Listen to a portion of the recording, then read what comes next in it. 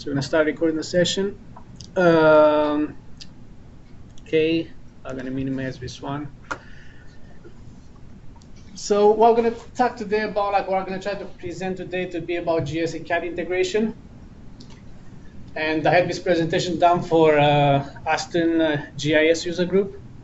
It's managed by Jenny and stuff, so I had the same presentation. I'm gonna kind of present the same thing and expand on it a little bit, but to be specific to what we do. And so about the presenter, about myself, I'm a jack of all trades within the City of Boston Public Works Department, so I do not fit one bill. I'm not a designer. I try to get on everything. So the jack of all trades. I'm no Zish guys or still 3D-ish. Look me up on Twitter. You're gonna find me, or LinkedIn, or now Discord, or everywhere. I'm a mechanical engineer that jumped ship to civil engineering. So I'm actually graduating in robotics engineering. So yeah, you can see like how easy you can jump around. You just need to know a bit of Autodesk or AutoCAD, and you can jump around. Almost 18 years of Autodesk products, and 14 of those in civil survey, GIS, and now UAS, production. Published, I'm a published author, for Master Civil 3D book 2015 and 16. So if you use those ones, if you see them, my name is on that book too. So I learned everything I know by playing around, trying to solve issues. I usually typically do not take trainings.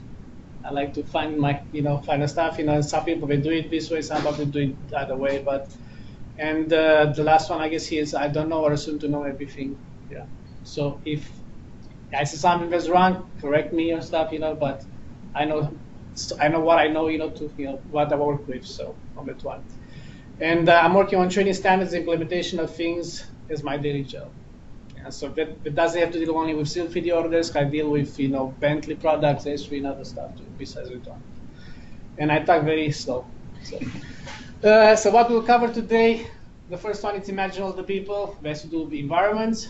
That means GIS environment and CAD environment, how they're different in a way, and how we can make stuff work together. My world and your world, we have to do with coordinates, how AutoCAD coordinates and GIS world coordinates, we're going to see issues in between them. Like, one of them, they do not recognize the other one. The Shapefile Wonderland, importing and exporting data, done, through legacy shapefiles. Give me the CAD simplified and give me the GIS simplified, So, pretty much the import, the transition of data back and forth from GIS to CAD and, that stuff. The way it's done at this moment and what's improved and what's coming down the line, so environments, how we look at the world. Typical the GIS people look at the world from a macro point of view and not as much micro as we do it, because we run analysis, queries on big data sets.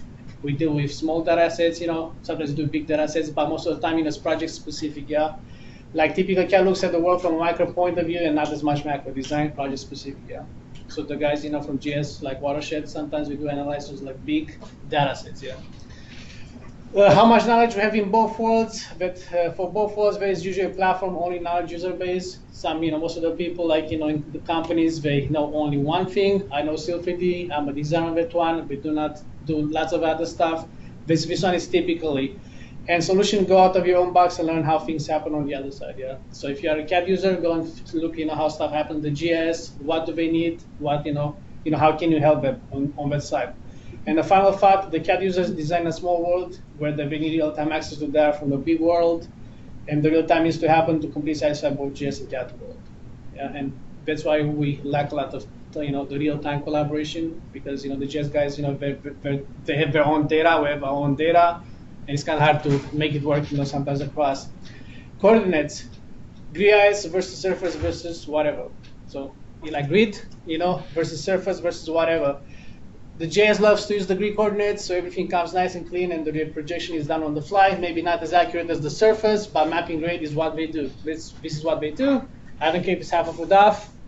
It's good, accurate for me. You're good on that one. CAD loves to use surface coordinates, so everything comes accurate. We use more accurate data, so mapping grade does not satisfy our needs. Sometimes it does, like for field engineering. Sometimes it doesn't. When you actually have to design. And some CAD, or just some, we use a assumed coordinate system or custom coordinate system, and this is one I refer. It's ABIA. They use their own stuff. They're in their own real world. And to get the data to grid, you have to use like a list routine that reproduces the data to grid and stuff. And I've seen some people, they use their assumed coordinate system, like 5,000, 5,000, and that's what they give me, and I'm stuck with it. Like, it's not anything real world on that one. And the issues, for GIS users using CAD file, missing projection data. And that's what, sometimes happens if you give to a GIS user like a CAD file, when it gets, as the CAD file in the GIS stuff, it gives a big dialog box like, this stuff is not projected, doesn't have a projection, even though you in Sim3D you assign a projection, yeah. Now that's where ArcGIS for AutoCAD comes into place and makes that one happen, like, makes it fixes it. For GIS and CAD user using grid, no issues except on non-QAQC data. And this one I've seen sometimes, you have data in grid, but sometimes might be off horizontally by a little bit. So that's why you can have issues sometimes. And for GIS and CAD users, you use the surface scaling issues, and this one the one I'm looking right now is the centroid versus 0, how the scaling is done, yeah. And you can look right there, like, there are two ways of scaling, like, the city, like at least the QMD for survey purposes. We do the scaling at the centroid on the side. So pretty much, we pick a point that's central on the side and we scale from that one up and down, yeah. So from a grid to a surface, it would be like a minor adjustment, So even though if I bring my CAD file in GIS, you can look in the right location, because, it's scaled at the centroid on the side. Now, lots of times, I've seen other surveyors, they do like, the grid versus surface, they do the scaling at 0. So you can see right away scale at 0.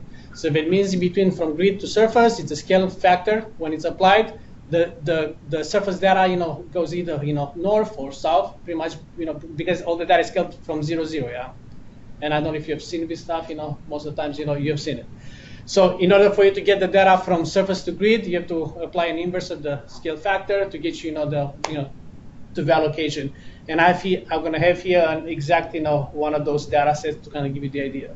But for us, at the city, we do like, the grid versus, it's done on the centroid. It works nice, I don't know watershed what it does, but for us, it works better on the centroid. And for GIS and CAD users using assumed or custom scaling or translation issues, yeah. So sometimes you have to scale, sometimes you have to translate data, yeah. Importing and exporting, formats and data connections we typically interact with, and the one I'm looking right here is like, we deal with shapefiles, we deal with rasters. It can be the raster surface, or it can be the raster as an image, yeah? Like, for example, aerial rasters, and we deal with point clouds, yeah? The other one is like database SD connections via Oracle, SQL, or other ArcGIS servers. You have to deal with that one on a day-to-day basis if you have to work with GIS-CAD. The other one, ArcGIS Online for ESRI users, and you're going to see from ESRI a lot of push for the ArcGIS Online. Lots of data is published to ArcGIS Online because it's easy to be consumed. From the other one, you don't have to, pretty much is that on a premise, it's done on the cloud, so anywhere you're going to be, you're going to have access to that one, and that's how I have access to lots of data. And ArcGIS Online for CAD users via ArcGIS for AutoCAD. And I don't know if anybody knows about this stuff. ArcGIS for AutoCAD, there's a plugin for AutoCAD that's designed by ESRI that makes your connection to the SD and the ArcGIS Online very easy. And I'm going to use it today, and I'm going to show you like the benefit of using that one for CAD datasets provided to GIS users. And then recently is the Autodesk connector for ArcGIS. This one is available in InfraWorks. In InfraWorks, you should be able to connect now to your ArcGIS portal, ArcGIS Online, and get data from ArcGIS Online. So this one, because 2 years ago or so stuff, Autodesk and ESRI, they signed an agreement of collaboration, and they said, like, we try to come together and make all this stuff happen, Now, I don't know what about Bentley. Bentley, they've been left in the, in the dust. So if you have an InfraWorks license, you should be able to get onto this. Yeah, so if you have an InfraWorks license, you should be able to access from InfraWorks. For example, when you build your model and stuff, you should be able to access data from your SD connection from your ArcGIS Online, yeah. So if you have like, a big mosaic of the whole city in ArcGIS Online, you should be able to bring that one and drape it, rather than getting a file, with stuff like an aerial file, yeah. That's one of the stuff. Exporting data to DWG or DGN. For simple vector data sets, you can use the RMap tools, like export, to CAD data sets. And it's very limited and no options for extra data, And I use it just, randomly, and I don't use as much. For complex vectors and feature data sets, export the shapefiles, So you can export from RMap or ArcGIS Pro, you can export data to shapefiles, because even though it's a legacy, that's what CAD for now uses, unless, the whole real-time stuff happens. And for all vector and feature data sets, export to shapefile. So the one, what I would say, like the first one, I would say, like, use it all the time, Like, as I said, like the first one, it's very limited in what it does. You don't have control of which layers go to and the whole stuff in the same way as you have the map import, yeah. So just, export everything to shapefile. And for all rest of data sets, export to or rectify raster file in a TIFF, JP2, or JPEG format, or provide the WMS or ArcGIS Online connection, yeah. So this what I'm working with. For point cloud data sets, export to gridded XYZ file, and the breaklines is a shapefile. And this is what I'm going to show you today, like the workflow of how we do it. How you get data from point cloud and generate my civil 3D surface, from an XYZ file. Yeah, and I'm going to give you the whole workflow on how we do it. Exporting data to GIS. This comes from CAD to GIS. It will be done from data sets export to shapefiles. You could do export to SDF files, only though ESRI right now doesn't support the SDF file. The SDF file, it's let's say it's a better file in the sense that you can in one single file you can contain all the three types of feature file, four types of feature: line, points, polygons, and text all in one file. If you use shapefiles, you have to export the points to a point shapefile. You have to export the lines to a line shapefile and polygons to a polygon shapefile because you cannot export all of them in one. Yeah. So for a CAD file, if you have to export the data, you have to export individual points, shape, lines and polygons. Yeah. And for raster data sets, export to relative raster file and a TIFF or JPEG file. You see on the top I said JP2 file. When you come to AutoCAD, on the bottom it has only TIFF and JPEG file. Why? Because AutoCAD generated JP2 files are not read by ESRI. You're gonna get a big error. It's like I cannot read that file. I don't know where is the issue. I guess maybe on the Autodesk side, the way they generate the JP2 file. And the JP2 files, the way these ones were generated, what I'm talking about is the raster design. So if you have, the infrastructure design suite or the AC collection, you have access to raster design. So better get used to using it, because it does lots of good stuff. And for point clouds, provide the LAS file, because, it's like, let's say ESRI cannot read RCP file or RCS. Autodesk deals only for even in AutoCAD. In Autodesk, if you have to import a point cloud file, it doesn't take, LS files as default. You have to take the LS file and index it in RCP and RCS file. So Autodesk Web on our stuff, RCP, RCS. Even if you go to InfraWorks, when it says point cloud in the dropdown, you're not gonna find LS. You can find RCP and RCS. Yeah. Which means it has to be run for recap part. Yeah. Yeah. Index recap. CAD to GIS. As a measure of productivity, we should try to provide the data in our format if possible. So if somebody asks you for data, like, hey, provide me your data, our purpose, is to provide you the data in a CAD format rather than a shapefile, because it takes me too much productivity-wise. I have to go through export, layers and specific stuff. If I can make provide you a CAD file instead of the whole shapefile and you use that one, that's my goal for it. Yeah, so that's why I'm looking for the goal as a measure of productivity. And the legacy way, the way I'm looking right here is like, shapefiles for vectors and features, yeah? So as a startup, you can export the data to shapefiles, and raster.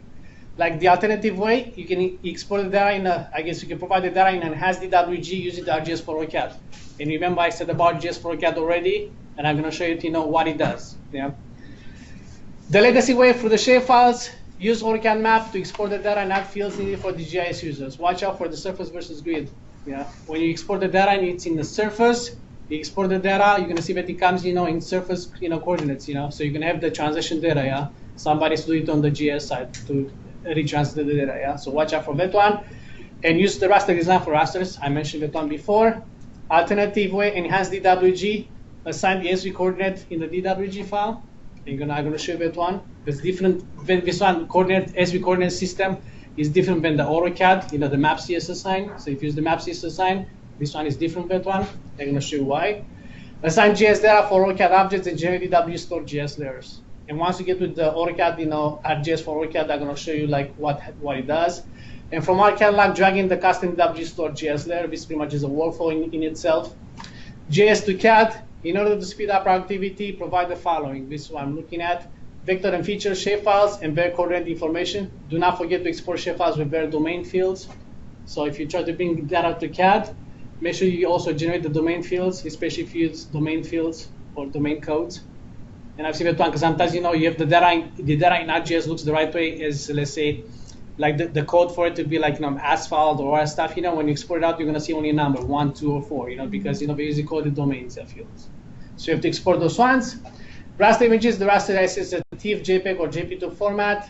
Surfaces files, raster surfaces XYZ file on the surface area using different grid values. And what I'm talking about with stuff is like pretty much a sampling of the LiDAR data based on your requirements. So if you want to do like a large area analysis in AutoCAD, you might think maybe a 25 by 25 foot grid. If you want to do like, use the data for like field engineering or design, you might think about using a 5 by 5 foot grid, yeah? So you can export, based on that one, and I'm gonna show you how to do that one. Annotation, shapefiles of the annotation exported as point features. So pretty much when I'm doing that one, I export the annotation from ArcGIS as point features that I can bring in AutoCAD. Okay, base map access to SD or via ArcGIS Online, so GIS to CAD. And for raster surfaces, this is the workflow that I'm going to show you today. This one is filter LiDAR, raster surface, grid point feature, XYZ format and CSV format, XYZ file and CSV format. And all this stuff is done in ArcGIS, yeah. So if you use ArcGIS, stuff, this is one workflow that you should use it, especially if you have access to the raw data, the classified point cloud. So if you have the classified point cloud for an area, use this one to get you the data, Yes, you can build a surface from point cloud, going through InfraWorks. From the 2018 version, I guess, after 2018 version, Autodesk they removed from the software the point clouds, so you cannot create a surface from a point cloud in the software from LAS files. So you have to go again through recap, InfraWorks, other means and stuff. Yeah. So, question for you, Ishka: is the LiDAR data still coming in meters? The LiDAR data, it's the LiDAR that we have, like the one, the 2012. Mm-hmm. That one it's in feet, yeah. Now we have a new LiDAR data that's 2017. That one it's in 40 north meters. Okay. But the elevation it's spelled correctly wrongly and stuff. I'm gonna show you that one later. But yeah, it shows it actually shows the elevation in feet, but it calls out meters because I don't have an issue with that. That's some of the problems we've been having. Yeah. So for the annotation, this is the workflow: convert labels to annotation, feature to points, AutoCAD map import text. Yeah. So that's the workflow right there. And questions and answers. I guess I can wait for the questions at the end and stuff, and I'm gonna provide some answers. Here's my data for where you can find me, and I'm gonna start actually now demoing some stuff. Yeah. So I'm gonna say end show right in here. I'm gonna go back in here. I loaded my software, and I'm going to look in here to the CAD here. So I have my CAD in here. So what I have in here, this is the survey that I received from a surveyor. And this survey, you're going to see that, in the page one here, I'm going to look at the data. I'm looking for the data for the control data for it, yeah. And the control data for it says this, that's a CSF for it, looks like, 1.0084. And all this one is done scale from origin at 00. And I'm going to show you what happens. Now this one, it's a planimetric base file. The city has the planimetric data and stuff they provided.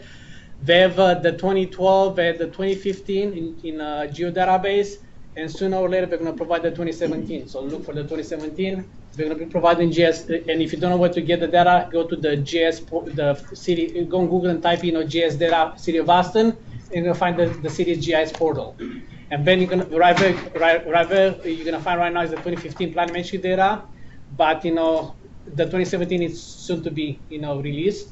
It will be released both in GIS and CAD version. So if you don't have access to GIS, and ESRI, you can use the CAD for it. Yeah.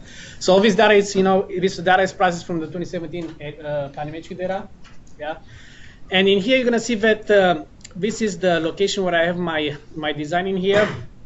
Now this is the planimetric data, so this is the grid, the connection, and this one, the survey, you're gonna see this survey, when I reference it in here, it shows up right in here.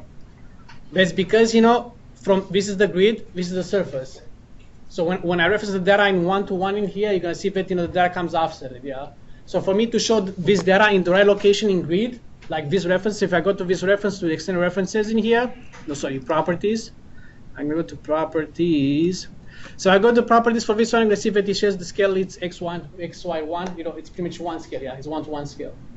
Now, this one is because the surface, if I have to line it to the grid, I'm going to take this, what's called, this reference, and I'm going to scale it by the inverse of the scale factor, yeah. So if the scale factor was 1.00084, the inverse of it would be 0.999916, yeah. So if you look in here, I'm going to look at the data. I'm going to kind of give you an idea pretty much of the stuff. So you see the scale factor is 1.00084. That one is from grid to surface. And to come back from surface to grid, you have to put, the inverse of the vet 1.0084 with 0.9916. That means in order for me in this base file, in my grid base file, in order for me to align the data, I would have to scale, the base file. Come on, it takes a little bit because I have lots of data. So I'm gonna go here to the model space, and I'll use, this base file. I'm gonna let me see, where's my survey? This is my survey. So you get my survey. What I'm gonna do, I'm gonna scale it. So I'm gonna type scale, pretty easy. I'm gonna ask you here the point, it to be 0, 0, and the scale factor to be like 0.9999, and I guess it's a 1 and a 6. And now I'm gonna show you the right location. So I have this data. Now if I open the V site, let's say if I open the data in Surface, and I want, if I go in here, and I attach in here, and I attach here my planimetric base file. I'm going to say here xref. So I'm going to go in here and attach in here the planimetric base file. This is right in here. You can see that this one comes, the other way. So pretty much I don't change anything there. You can see it comes the stuff. So for me to do, to put this one based in draw location, I have to scale this one 0, 0 by 1.000084, yeah, and catch the right place in the other way, yeah. So when you deal with this kind of stuff, like surface, the survey, it's, scale from 0, 0, this is why you have to deal with that stuff. And this one doesn't apply only to, let's say, doesn't apply only to the 2D data, to the line work. It also applies to surfaces, because the surface, pretty much you're going to be in surface, and if you have to merge the, let's say, the surface, whatever, the ground surface with the grid surface, you have to align them, yeah, one or the other, yeah. So pretty much you have to apply a scale factor, yeah. So this is how I do scaling, yeah. And if you remember this stuff, Now, let me go in here. Now this data. So if I go back to ArcGIS in here, I'm gonna reference in the CAD file that the planimetric CAD file. And you'll see how it comes nice and together. So I have here open two versions. One of them is the RMap. This is a 32-bit version of ArcGIS. And the other one is ArcGIS Probe, is the 64-bit version of ArcGIS, yeah? So I have access to both of them, yeah? Now in here, I'm gonna see this is my base map, and I say okay, if I attach a CAD file from the grid, it should come aligned with this one, because this is the endpoint of the site, and right in here is the survey, yeah?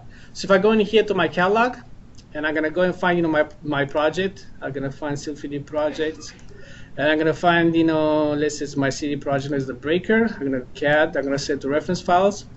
And I go to DWG in here, I'm going to find my VA site, with my stuff. You're going to see that when I expand this one, it gives you what's available for that base file, yeah?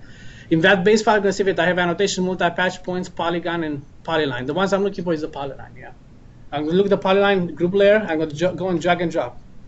And it's when I drag and drop, what happens? One of the nice stuff about it is, you see where it says the following data source you added are missing spatial reference information. It's how come? Because if I go to the CAD file, I look, I have a coordinate system assigned to it. And in the CAD file, you have a coordinate system assigned to it. Let me go in here. A coordinate system assigned to the CAD file, if you type maps.cs assign, and look, for the CAD file, or if you go to the tool space, settings, see the joint, if I go here, settings, edit drawing settings, I can go in here and say okay, I have, right here, Texas 83 state plane center, yeah? Another way to look, to see if a coordinate system assigned to a CAD file, if you don't see the geolocation tab, there's no coordinate system assigned to the CAD file, yeah? This pretty much is just, the stuff. So it's how come, I have Texas 83, assigned to it, why this one gives me this error, when I attach the CAD file? That's because the ESRI coordinate systems and the AutoCAD coordinate systems are different. They have different names, the whole stuff, yeah, even though it comes in the right place, location, it doesn't recognize the coordinate system, the ESRI one, yeah. So this one comes in the right location, looks like, it matches, with my background here, information. Now let's bring, the survey. So if I bring in the survey right in here, this is my, right in here, this is the stuff. And I'm gonna bring the polylines, yeah, because, this is the data and stuff. You're gonna see in here, if I provide this CAD file to somebody in GIS, it's hey, this one is not aligned with my stuff, because this is my data that I see, and this is what you and here on the top is what you provided me. Yeah. So it's how would I align these ones together? In ArcGIS, it's in ArcMap, in the 32-bit version of the ArcMap. It's easy. It's going here to go to properties. So just select the layer, go to properties. And then you're gonna go, I guess you have to wait a little bit because it tries to access the DWG file. So there's one, this is the way for CAD files, they're not, let me see in here. I guess I should have chosen, maybe a smaller file. So right in here, you're gonna see that I have this file in here, and I'm gonna go to the transformation tab. Just click enable transformation, and the one I'm gonna say is rotate, scale, translate, yeah? So I'm gonna say from, and here gonna be 0, 0 to 0, 0, pretty much from 0, 0 to 0, 0, and here the scale factor is it's pretty easy to see, if it's offset this way, from 0, 0, you have to come, something that's different from 1. If your stuff goes 1.00, no, when you scale it down, you do not be 1.00, to be something that kind of brings it closer to your existing data set, yeah? So here you're gonna be 0.9999916, pretty much is the inverse of the 1.0084. Click apply, and the data, it should be, let me see here. Did I do it that one? I made it that one. Should be the, I see data moved here. Looks like that one might be feature lines or some other stuff. I know. No, I know what was that one. When you attach a DWG file, any references attached to that DWG file, they're gonna be shown. So what you see right there is that one is the proposed design for that one. Now here I scale, so when I scale this stuff, it doesn't scale any nested references. So pretty much if I attach the file B to file A, it just scales the file A, and the file B is still on location with one. Does it matter if it's overlay versus attach? That's where your nesting comes in. It doesn't matter. Yeah. It doesn't. It can be the overlay or stuff. If it's attached, it's nested. So this is what happens. It's like how would you scale, yeah? That's how you do the scale. Now, if you come, let's say if I go to the same stuff, I'm gonna go to ArcGIS Pro right in here. Pretty much, this is different. So if you have not seen ArcGIS Pro before, this ArcGIS Pro is a different version of, pretty much 64-bit version of ArcGIS, and you can see it's totally different than ArcMap. Yeah, it's all ribbonized. And if you, for example, if you now work with MicroStation, the new version of MicroStation, it's all ribbonized. Yeah, so if you work with SS, MicroStation SS, the Connect version, it's all ribbonized. It looks almost like AutoCAD. So, okay, so right in here, I'm gonna go the same way. I'm gonna go to the reference files. I'm gonna go here to DWG, and I'm gonna find, my, let's say I can bring, my VA side, the breaker V side, and the same way I expand this stuff, you're gonna say the polyline, and I'm gonna drag and drop in here.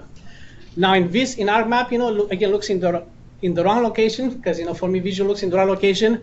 Now there's no way, the same like in ArcMap, so in ArcGIS Pro, there's no way, the same in ArcMap, to apply that scale factor. So what ESRI came up with is hey, we're not gonna let you provide the scale factor. We're gonna ask you to define a wall file. So for a CAD file, you have to define a wall file. It's pretty much it's a WLD file. That's what they call them. And in that wall file, you have to define pretty much the location where you move it to where you move it. Pretty much you have to define. Let's say for a scaling, you have to define 2 points. So you're gonna pick 2 points in grid, and then when you scale it, you're gonna find the same points in surface. I guess surface. You're gonna find the same points in grid, and then you're gonna give them the coordinates and stuff. And I'm gonna show you what the wall file looks like. So I'm gonna go here. I'm gonna remove it for now. And I'm gonna show when I enable the wall file, what do they come? Yeah. So I'm gonna say here I'm gonna remove it.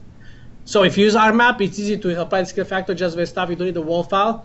But if you define the wall file, you're gonna solve the issues for both ArcGIS Pro and RMap. So then you don't have to do the whole scaling. Yeah. So I'm gonna go in here. I'm gonna go in here, and I'm gonna find my wall file. I'm gonna show you so before I find the wall file, I'm gonna show how I define it. So I took this base file. This base file, if you attach it to 1-to-1 scale, it comes in here. It's a surface, and I found 2 points. I was okay, this is my match line here. At the end of the match line, I put 2 circles. I identified the XY of those 2 circles, the north and east in those 2 circles. Then I apply the scale factor, and I figure out where the location of the new circles, yeah? And I ID again the other circles. Now all that data, I went and I created an ASCII file, and I'm gonna go here to the C drive, C3D projects, and I'm gonna find here the CD projects. I'm gonna find it where it is, right there, CAD, reference files, and I And there's a reason why I didn't, put it, I put an extension, because if I put extension, then, I will not show you how's the difference, yeah. So right here, I'm gonna say here, I'm gonna edit of notepad, there's an edit of notepad, so you're gonna say like, this is the where you move it to from. So pretty much you're gonna see the XY for the first circle. This is the XY for the second, pretty much, this is the XY for the first circle, this is the XY for the second circle. This is destination XY for the first circle. This is the destination XY for the second circle. So pretty much, from this location, you move it to this location, and by looking at this, XY coordinate values, it figures out the scale factor, because the data are gonna move slightly bit, and by defining a different value for the for the circle, the center of the circle, it finds pretty much ESRI ArcGIS computes the scale factor using this one. So you don't have to type 0.9916. It knows this one. So if you use these coordinates and if you divide them in between them, you're gonna see that 0.9116. That's the value, but yeah. So what I'm gonna do with stuff here, pretty much you make the ASCII file of the two circles, and in here I'm gonna go and type in WLD. So it will be WLD world file. There you go. I type in WLD. I made the extension. Now there's the same stuff, there's the WLD, and I guess it's WL3D or some stuff. ArcGIS Probe that deals for, let's say, if you want to place Revit, like 3D objects in ArcGIS, yeah. It has a WL3D or some stuff, yeah. So right now, if I go to ArcGIS Pro, I'm gonna go here, I'm gonna refresh, and I'm gonna find and get my V site here, and I'm gonna go in here and take this polyline and drag and drop in here. And there you go.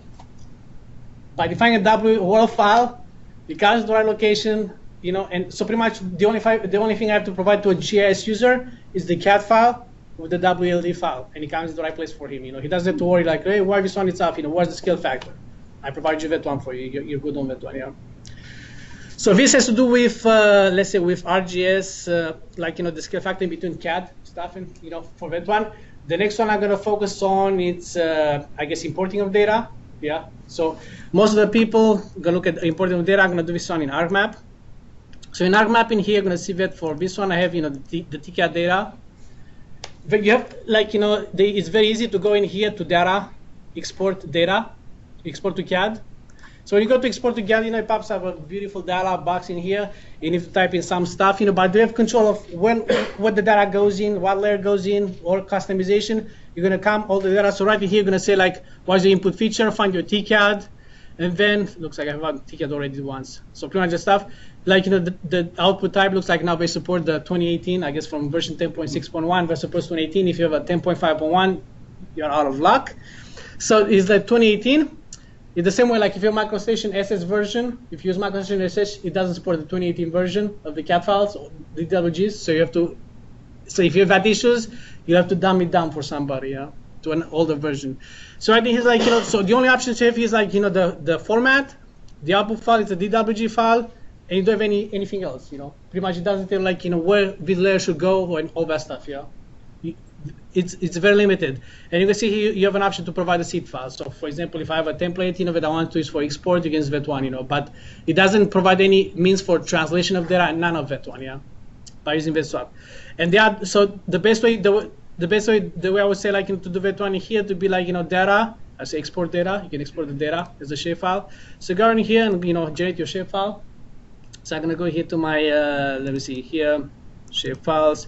And I'm going to call it this one, maybe TCAD, and then just click here, shapefiles.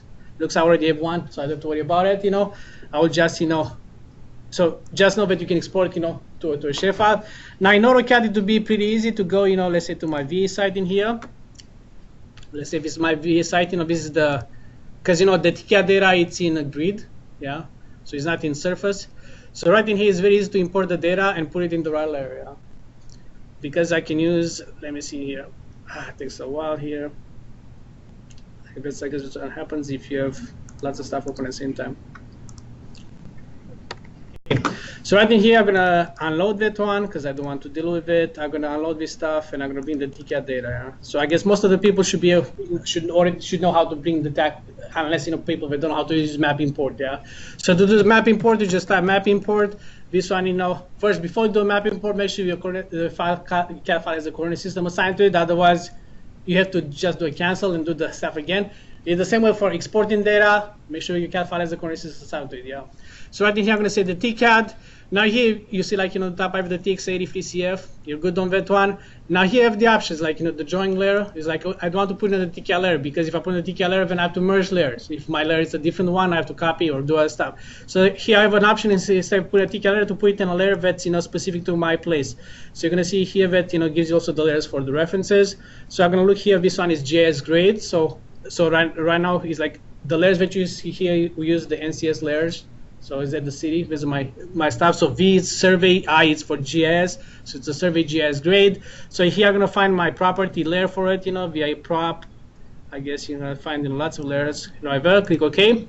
Now, before you do that stuff, make sure that you check this box, especially if you have polygons, yeah. Because if you don't do that stuff, you're gonna see lots of crap, I mean, like you have to go back and import it again. So right in here, it's like import polygons and close polygons. Now here you have an option here for data to bring data like pretty much is object data. So if I don't put any object data, the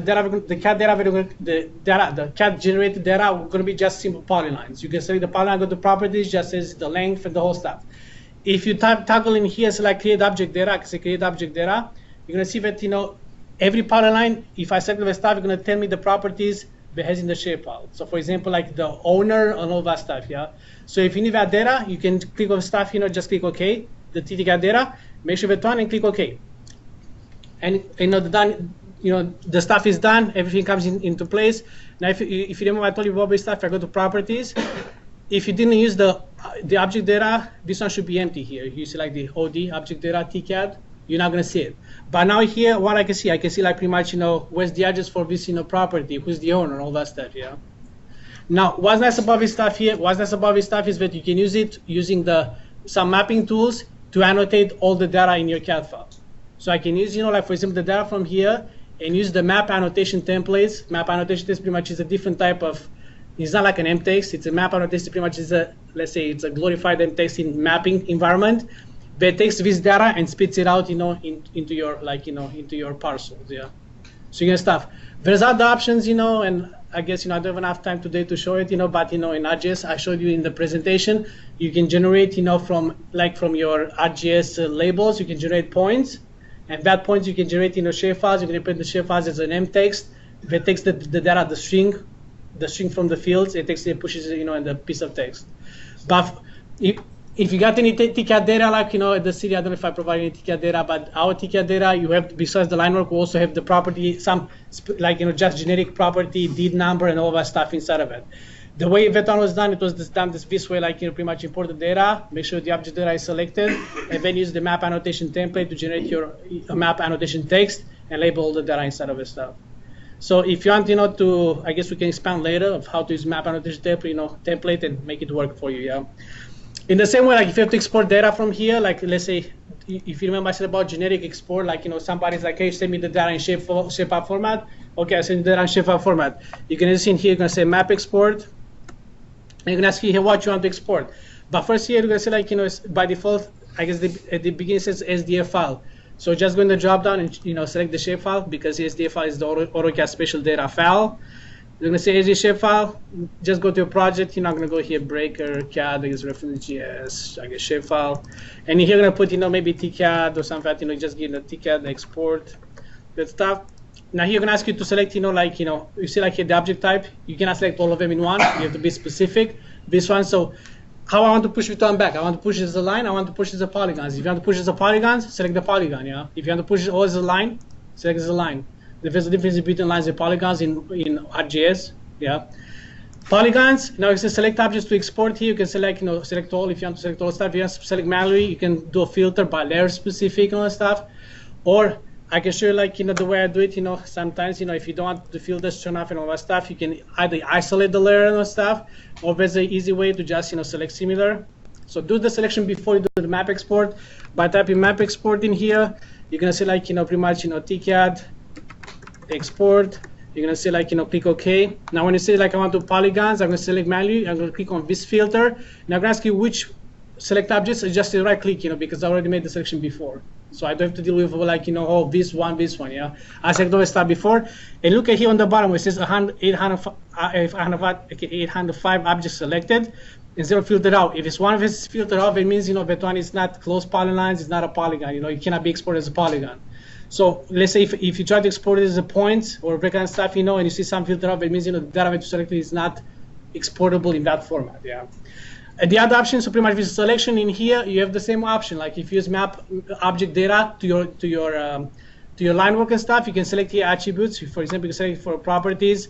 Let's say I want to send to somebody and also send the layer the object is placed on. I can go to properties and select in here the layer, and the layer here going to show up, as a field. So for example, let's say if I want to send all this CAD file to somebody, all the line work, I send map export, to a shapefile, and then I can use the layer to define in between which, object goes in which layer, yeah, and begin the symbology, stylization, yeah.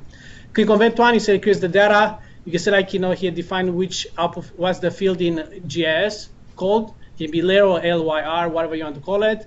But I guess it's limited, by a specific number of characters. So do not put like, property lines, blah, blah, blah, because, you're going to truncate it. ArcGIS going to truncate it automatically, yeah. And the last option here, make sure that, if you export polygons, this one is checked, yeah. Otherwise, you're going to not be exported as polygons, yeah. And you do click OK, export it, you're good to go on that one, yeah. Now this one is let's say the legacy way, because it's like pretty much if you ask you about stuff, and I said like, if you remember in my presentation, I said about an enhanced way. How would you go do it enhanced?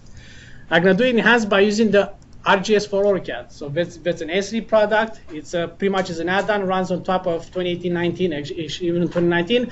Download the software, it's free, install it, and just load it, and you're gonna see like what happens. If I go back to my ArcGIS, like ArcGIS for AutoCAD, if you remember in here I have this breaker. Let me kind of give you an idea. If I go to the VA site, this is my parametric based file. You're gonna see that I have all these options. This is like annotations, multi-patch, point, polygon, polyline. Now if I bring this stuff in here, it will be like a pain to stylize the stuff. Of course, if I go here to the options here, you're gonna see like the layers and stuff. And like, it's like, hey, like, what's this one? Building line, I don't know what it is, It's like, I want to be specific, If they don't know my NCS layer naming scheme, I want to be, just give a J. I want to show you the property lines. So otherwise you stay like, go to VI property line and find out where's the property line, yeah. So if like, if you want to be like, specific in that kind of sense, I'm gonna say this one in here, okay. I'm gonna show you like, so remember there are 5 fields, or 5 options that you can use. Now what ArcGIS for AutoCAD gives you extra options. So pretty much, you can filter, you can actually create a DWG, what's called dataset layer, yeah. So I'm gonna go in here, I'm gonna save the file first, because I added the property lines, and I'm gonna try to provide the property lines as an extra option, yeah. Instead of giving the polyline that has all the data, I want to give you the DWG file, and you're gonna bring the property lines. So how would I do that one? You're gonna say here net load. Pretty much I'm gonna load the DLL file from ArcGIS. When you install the software from ArcGIS, the ArcGIS for AutoCAD, you're gonna be installed in program files ArcGIS for AutoCAD 3.370. This is the latest version. I have this one, and this is the one you have to load.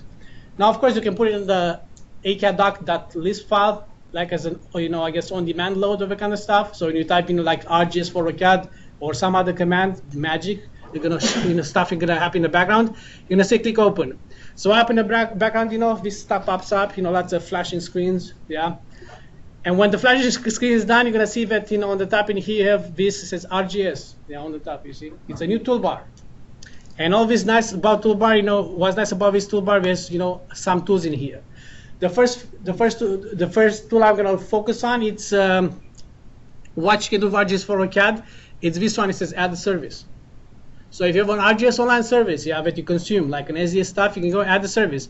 You're gonna say like, it says like before you add the service, you remember, it's like this drawing does not have a coordinate system defined. That's because, if you remember what I said, like ESRI has a different coordinate system in AutoCAD. So, and when you attach a DWG file in ArcMap, it pops up a dialog box. By assigning coordinate system from ESRI to your DWG file, that one is taken care of. So you don't get the, the dialog box. So you're going to say here assigned. Instead when I say assigned, it doesn't go to your map CS assign. It goes to, let me see in here. It's like you see, it goes to a folder somewhere like in the program files. So in here, if you are familiar with the ESRI ArcGIS stuff, you're going to find it's a projected coordinate system. You're going to find it's a state plane. You're gonna find it's 983 US feet, unless you could use one of the horns and stuff. So you're gonna find here, gonna go and find, the 4203, pretty much with the state plane, because I'm working for the city here, so I'm gonna text the central. Do not use the South Central Vetuan, says San Marcos. Somebody find out Vetuan too late. So pretty much you have, central. You say if it's 4203, click open. So the core system is assigned. Now you can see here, it's like select the GIS server. So you're gonna select in here, I can say a new server connection, and just type in here server name, I can say test stuff, and put your server URL. And usually it's your server might be in ArcGIS services, some stuff, yeah. So if you have something on premise or something ArcGIS online, just type in the data and go next and connect to the stuff here. Now I'm gonna see that in here I have some services already predefined, and this is one of the City of Boston services. I'm gonna say next. It goes something in the background, inquiries and stuff. Lots of beautiful stuff happens in the background. I don't know about it. Yeah, I don't know what about it. So here's like, okay, what I have in here. Like, if you remember AutoCAD, and I guess any CAD product very vicious with rasters. That's because, the rasters in AutoCAD, the way the CAD platform does, it renders them, it always renders them at the highest quality. It doesn't matter. It doesn't do any stuff. Like ArcGIS has I don't know if anybody's familiar, like some people might be familiar. ArcGIS has a notion of pyramids, like pyramids. So what does, ArcGIS looks at the raster, and based on your zoom levels, it generates a different view of the raster. So if I look from 1 to 1,000, I see a low quality raster, but it looks good to my eyes, yeah? If I get closer to the 1 to 100 scale, I see a high quality. So for every zoom level, ArcGIS generates a different version of the raster. AutoCAD doesn't do that one. If I have a 500 megabyte image file, it doesn't matter stuff, gonna always render at the highest quality, yeah? And because of that one, AutoCAD and any CAD product very issue with big rasters, So how would you solve that one? By using a GIS service or WMS or any other stuff that pretty much streams the data to you, yeah? So right here, I say I have the aerial, it looks like I have the aerial images for 2017 here. And here, because I can define, service full extent, or maybe only the drawing extends. So if I don't want to bring the whole data aerial, I just want to show what's the area in between, and stuff. Maybe it's like the drawing extends. So it's a drawing extends. It says dynamically, it's a PNG 24. You don't have to worry about that stuff. Just click add. Now, when you add this stuff in here, you're gonna see that it brings only the aerial that's within this area, right in here. I guess it might take a while because I'm connected to VPN, so it might take a while. But it brings the aerial to only in this section. And with that one, what's nice about this stuff is when you bring the aerial, you also have an option here to export it to an image file that's local to you. Yeah. Let me see. Come on. Oh, yes, this guy's done. Now I see have options here set to export. Actually, I can export all this raster. I can export it to an image file on my C drive or on my project folder. Yeah. So instead of going through ArcMap, clip, export image and stuff, you can do this stuff and do this stuff, the same stuff, yeah. These are just for ArcGIS. Now, if you don't want, this image layer, you can go here, you can see here the GIS contents. If I go GIS contents, you can see that, these are the aerial, the GIS layers. Now this one is different than the map layers. So you can see, this is the, the GIS layers, yeah. So visual stuff. If I don't this stuff, you can select remove the service. You're good on that one, up and going. Yeah. So add the service and stuff. You can sign in here. So you can sign into your, let's say, to your ArcGIS online portal. And if you have access to other beautiful data, you can bring the data from there. It's not a problem. And this is the same exact stuff that you're gonna see also in InfoWorks. Yeah. So if you go in InfoWorks, you're gonna see connect to ArcGIS portal, and you're gonna go again, do the whole spinning and stuff, find the data, and give you the data that you and stuff. Here, I like with my enterprise stuff. It's federated account. You're good stuff. Yeah. Okay. So that one, that's how you can do it, use ArcGIS for ArcGIS. But that's not the issue I said about ArcGIS for ArcGIS. Why would you use it? Because some people might have access to all these GIS services. So what I'm using for it is right in here. You see right in here? It says create features. So what I'm gonna do in here, I'm gonna create a feature. I'm gonna create a new feature class. See? Now this feature class is not a map class. It's a GIS dataset class in the CAD file. So pretty much what it does, it adds a GIS layer to the CAD file in the database. The DWG, it's in itself, it's a database. It adds another CAD layer, and that's the one that you want to show it. So it's I'm gonna say here, give you a meaningful name, yeah. Property lines, That's the other stuff. What type of the data? The data right in here to be maybe polygons, yeah, or some stuff, yeah. I guess AutoCAD doesn't say polygons, I would say polylines, yeah. I guess in all cases polylines, yeah. So I'm gonna say next. Next click is like, okay, pretty much a little bit of query. You have to be a property, layer. So the data in which layer it is. It's in the layer, the value, and I'm gonna go here. I'm gonna drop down because I have 1,000 layer in this CAD file. But if I go and I'm gonna remember the data, the GIS layer, I'm gonna put it in the VI proper line. VI prop. Oh, come on. I don't want to. I know. Plant. There we go. So it's like, this is the layer property. You can have more stuff. So for example, if property in easement, you can have prop line and easement line and stuff. It's like, it's, let's say preview. There you go. It's like, where's the data? It's actually the data. It's like, yeah, where's the data? Just click OK.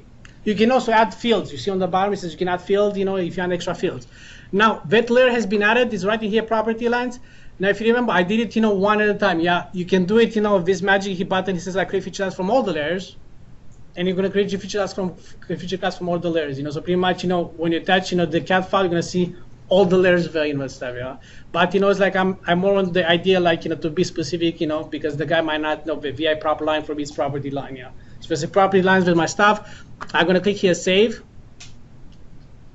I'm done saving. I'm gonna go back to Arc Map in here. Let's ArcGIS Pro, and I'm gonna do a refresh in here because I want to see a refresh what happened, and hopefully this one works. Because last time for some it worked in the office, and last time at the GIS user didn't work. I don't know why, but I guess I might troubleshoot it. But if I expect this one, you're gonna see that now I have one here. It's property lines, yeah. So besides the generic blah blah blah, you have a property lines. Now take this one, beautiful, and drag it in here, and there you go. So with this one, I can send to somebody, say like, send me the data. It's like, I don't have to export the shapefile because it's taking me forever and do the stuff. I'll send you the CAD file with this extra point of stuff. Just bring this layer and you're done with it. You don't have to deal with any of the other data, yeah. Pretty slick on how it does stuff, yeah. So this is ArcGIS for CAD. Of course, I said like you can build from all the stuff, all the layers. But if you build from the layers, you're gonna have here like if you have 1,000 layers, you're gonna have 1,000 properties. Somebody's to go through stuff, yeah. So might as well be a bit, let's say, specific of what you want to share. Yeah. So this is with has to deal with ArcGIS for AutoCAD, and now I'm gonna go to the one that I said about raster surfaces from LiDAR. This is the one I'm looking at, for workflow that we use. And let's say when I look at LiDAR, the LiDAR is pretty much it can be either classified or unclassified. I'm looking for classified point cloud because otherwise you have to take it for another software. You can do free infraworks, and it get you the surface. But the issue that we have is like, the point cloud data is so, let's say, it's so random that, the contours that you get out of the data, even after lots of simplification, you're gonna have zigzags. So lots of engineers hate zigzags. It's like, why this one goes like this? Because how's the data in the field? It's not like this. So because of it, it's like, okay, the city back in 2003 had CAD files. They had point files in it, like gridded. So I don't know if you remember the 2003 data, the topo data. So you had the gridded points and they had the break lines. Now the gridded points were on a 7.5 by 7.5 foot grid. So pretty much that's all limited to. It's like, hey, 7.5 by that's the best you can do with it, yeah. Now by having access to the raw data, you can do whatever grid you want. It's like, so it's like, it's like, hey, I need, like design surface, okay, 5 by 5 or 10 by 10. I need the watershed surface. I can do like 30 by 40 or 40 by 40 because I don't care about every single stuff, yeah. Or if you do watershed analysis, might as well do in ArcGIS because I don't want to say why. But so right in here is like, so I'm gonna go into this one and I'm gonna show like how I do it. So pretty much the premise of the workflow is that I'm gonna use the classified point cloud, the LS files, the raw data. I'm gonna sweep the data and just use the ground data. And that one, I'm going to sample it on a specific grid and get the data to XYZ file that AutoCAD can use, Silverfield can use. And the beauty about it is like the XYZ file, it's stored outside of the CAD file. Pretty much LDD, whoever likes LDD, the data is stored outside the CAD file and just generate the surfaces in the CAD file. So at any time, if I want more data, I can just override the old file and rebuild the surface. It's all done, I don't have to bring any data in the Sil3D. The data is stored outside. The data is built inside. That's all it is. So I'm gonna go in here and let me go and see like what I'm looking at. So let's say I want to bring the surface. I want to make a surface, and the beauty about it is like I'm gonna show you what I'm looking at. Now I want to bring planimetry, not planimetry, LiDAR data surface for specifically right in here. Yeah? So for example, I know where my design is here, and I know where my surface, might be like, it covers only this area, but I want to cover more data outside of my surface, from survey. So the way I would do it, I would do a polyline. I'm beautiful about it. It's like, okay, this is my design. This is what I want to know. I want to bring all this surface, yeah? I'm gonna be, like this. I'm gonna go like this, and I'm gonna do a C close. Good, I did my close polyline. The next step is export it, because you have to use a shapefile, that's all your stuff. So I'm gonna select your stuff, you can do it either way. Select first map export, or map export select second. So I'm gonna select stuff here. I'm gonna say map export. Map export is done. I'm gonna go here like shapefiles. I'm gonna say like for example, I'm gonna say breaker, and I'm gonna say like VA, because LiDAR, like V. Remember for me, V stands for survey, A stands for aerial. So all the data from LiDAR, aerial stuff is VA. Yeah. All the data is digitized and mapped is VI. Yeah. So for me it will be VA, and I'm gonna be topo. Yeah. So for me, like an existing surface would be breaker V topo. A LiDAR surface would be breaker VA topo. That's how I make it. It'd be like, and then I'm gonna put here outline, because that's my outline of the data. Yeah. Click OK. I'm gonna ask you what you want to do. Of course, you remember before, like, we want to use polygons, because that's the stuff that you clip data with. I say I want to use a polygon. I can select, select all. I can select manually. Right click, because you already selected before. It says like one object selected, zero filtered out. I don't care about data here, because I just want to export the shapefile. I don't care if it's called any attributes to it. And make sure that in here it's stay plain. Do not change to anything here, because otherwise you can have somewhere else. Treat close polygons as polygons. Click OK. You're done on that one. Shapefile is done, and you can go back to our map now. Now in our map in here, I'm gonna unlock this TCAD because it bothers my eyes. I'm gonna go to catalog in here, and I'm gonna find my shapefile. So when I'm gonna find the shapefile, I'm gonna find in my references. I'm gonna do GIS. I'm gonna go to shapefile, and looks like I have it right in here. So just drag and drop. That's all it is to it. Yeah. I find it in here. Looks like this. I can zoom out maybe a little bit. And what I do here, pretty much, what I do, I'm gonna zoom to this feature. I'm gonna say like zoom to layer, because what I'm trying to do here is like pretty much I'm trying to bring the data that's all within this all this within this screen. Yeah. You can style it as this one if you want, to show it. Let's say no fill, and then outline color, make it some other beautiful color. I chose this one because it looks good on this stuff. So this one is like stuff now. Okay, where's my data? My point cloud data. I'm gonna go in here. I'm gonna go and find it in my projects. So I'm gonna say my breaker. I'm gonna go here, CAD references files. I'm gonna go to GS. I'm gonna go to DEM, because it says DEM. And you can see what I have in here. I don't know if it's available to the whole everybody, but so this one is the LS file. You're gonna see like I have two two LS files. It's Austin East Northeast B1 and Austin East Northeast B2. These are LS files. Each of them have a size of roughly 400 megabytes. If you bring both of them together somewhere else, you might crash somewhere. So I was like, I want just what I need, yeah. So these are the two of them. You're gonna see that I have here the 2017. Might come sometime down the line. Anyway, but this one is the the 2012 LiDAR, the classified LS files, yeah. And what I'm gonna do, I'm gonna go in RMap. Now in RMap by default, you cannot bring LS files in RMap. You can bring LS files in ArcScene, and it looks beautiful. You cannot bring LS files in RMap. So what you have to bring in RMap, you have to bring an LSD file. LSD file set is an LS file dataset. Pretty much it's an index of the LS files that you want to bring in. Yeah, it's the same way like I guess AutoCAD does with in recap with the IDX files. IDX it's an index of the point cloud data. Yeah? So the LSD file is an index of the point cloud files. So I'm gonna go here to my project here. I'm gonna go to my DM. I already made the LSD file right in here, but if not, I'm gonna show you how to make one. I'm gonna say new here. Okay, I'm gonna go back to, let me see here, LS dataset. I'm gonna give it the name here, just to name it to, I guess I'm gonna set backspace. I'm gonna say breaker. There you go. My breaker LSD file is done. Now what about it? It's empty, because it's just nothing to it. I'm gonna go to properties. In the properties here, you can say surface constraint. If you care about coordinate system, just find stay plane, assign to it.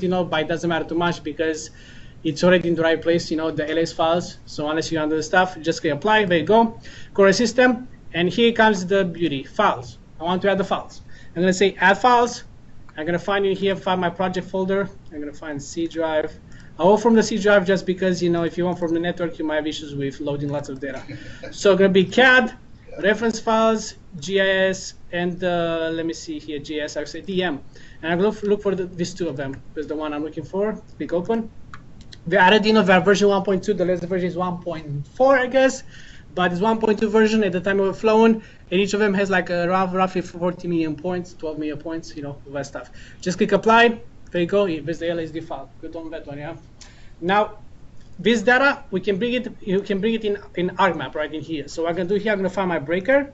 I'm gonna drag and drop. That's all you have to do. Drag and drop, and it's brought in. You're gonna see like all that beauty, yeah. Now, this what loads in here, it loads all the points, pretty much all the points, yeah. If you zoom in a little bit further away, you're gonna see that the data doesn't display best because ArcMap knows how to conserve data. It doesn't want to show the data at 1 to 2000 scale. You're gonna show only the data when you're closer to a specific range, yeah. So here's like, okay, I have all this data. Like what I'm trying to process is not to process all the. I'm not making a DSM. I'm making a DEM. DSM is digital surface model. It contains buildings, vegetation, all that stuff. I'm making digital elevation model, yeah.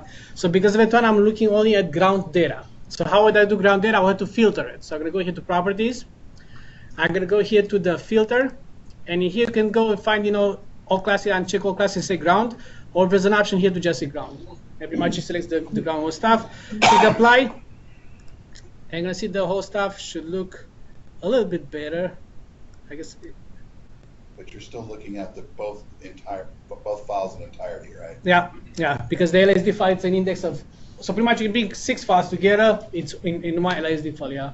But no stuff. So you have all the data right in here. You're gonna see that data it's missing right there. It looks like the buildings have been gone or some other vegetation stuff. So you don't get ground shots, yeah. So this is the first step, You get the LSD file. You're good on that one. Now the next step is to sample it. We're gonna generate a raster surface out of this one. So how would you do that one? Depending on your level of ArcGIS licensing, I don't know if it's part of everybody of the conversion tools. You're going to go here to the toolboxes, system toolboxes, and this is the conversion tools right here. Conversion tools, what it does, it says what I'm looking for, the to raster. That's what I'm looking for. So I'm going to do a to raster, and here it says the LSD dataset to raster. So you see it doesn't say LS to raster, it says LS dataset, yeah. So here's the LS dataset. Double click on that one, it pops up this dialog box, and here's the stuff that you have to look for. There's the LSD file I'm looking for to generate the data. The output raster has to be located somewhere, not in space. So I'm gonna go and find, in the C drive, find your project folder. Maybe I should go here, folder right there. I'm gonna go here to the DEM, and here I'm gonna say raster dataset. So I'm gonna say here, maybe I'm gonna say breaker, VA, and I'm gonna put topo here. Now I'm gonna put something else to it, I'm gonna put, the sample, like it's a 10 by 10, 5 by 5, because you can generate from the same LS data set, you can generate different type of rasters.